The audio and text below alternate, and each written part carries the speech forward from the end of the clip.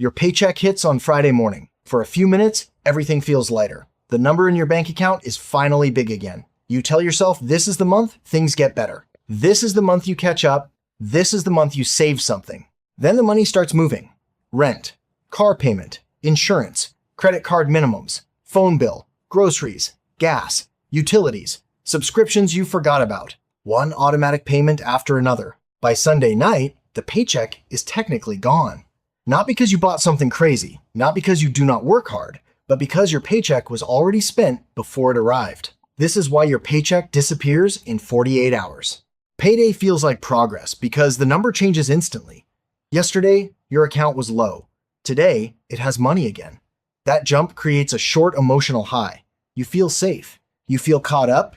You feel like all the stress from the last 2 weeks was temporary. But the bank balance is lying to you. It is showing gross relief, not real freedom, because most of that money already has a name on it. Before you make one real choice, the paycheck is waiting to be divided between people and companies you already owe. The first hit is usually housing. Rent or mortgage does not ask how your month is going. It does not care that groceries got more expensive. It does not care that your car made a sound this week. It simply arrives. And if housing takes a large piece of your paycheck, the rest of the month starts in a corner. You can skip a restaurant, you can cancel a small subscription, but you cannot negotiate with the rent portal at 11:58 p.m. and say, I had a rough week. After housing comes the second wave. Electricity, internet, phone, insurance, car payment, student loans, credit cards. They do not feel like one giant bill because they arrive separately, but your paycheck experiences them as one long drain. Minimum payments are designed to look harmless.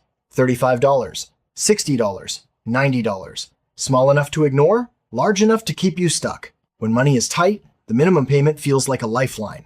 It lets you survive this month, but it also turns last month's shortage into this month's bill.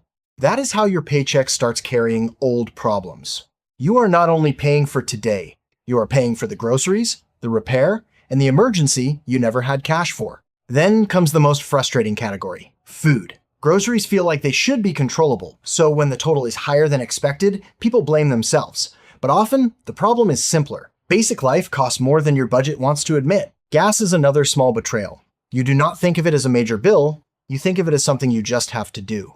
But every commute is a withdrawal. If you need a car to get to work, gas is part of earning the paycheck.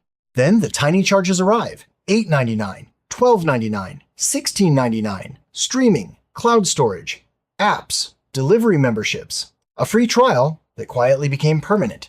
Large bills take the big pieces. Small bills clean up the crumbs. This is why budgeting can feel fake when money is tight.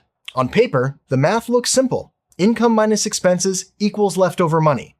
But real life does not arrive in neat categories. It arrives as a prescription, a parking ticket, a birthday gift, or a tire that is suddenly not safe. The 4-8-hour trap is not really about 2 days. It is about timing. When bills are clustered near payday, your brain sees the paycheck arrive and vanish almost immediately. That creates a feeling of defeat. Survival mode works for a week. It even works for a month.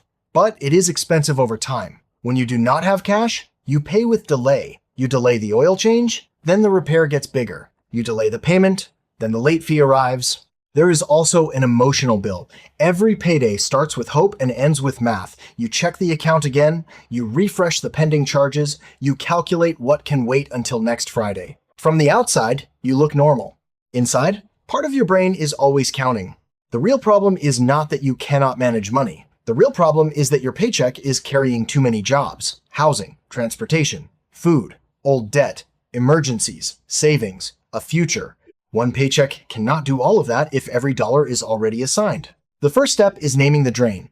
For one payday, do not judge yourself. Just track where the money goes in the first 48 hours. Write down every automatic payment, every bill, every transfer, every swipe.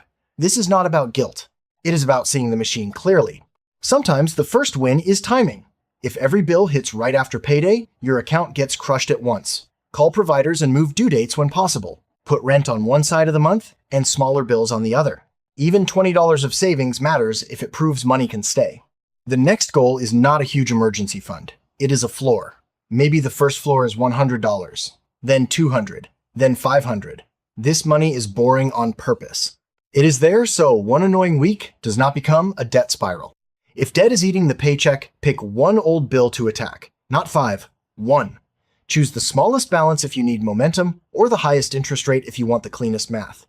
Every bill you eliminate gives your next paycheck more room. Small cuts help, but big costs decide the game. Housing, transportation, insurance, debt, these are uncomfortable to question because changing them is hard. But if one big cost is too high, small discipline will always feel disappointing. Hard questions are not failure, they are strategy. More income helps? Anyone who says it does not is not being honest. But more income alone does not fix the 4-8-hour trap if the system stays the same. The point is to give every raise a job before lifestyle absorbs it. After your next paycheck, wait 48 hours, then ask one question. How much of this paycheck is still truly mine? Not pending for rent, not waiting for a credit card, actually mine.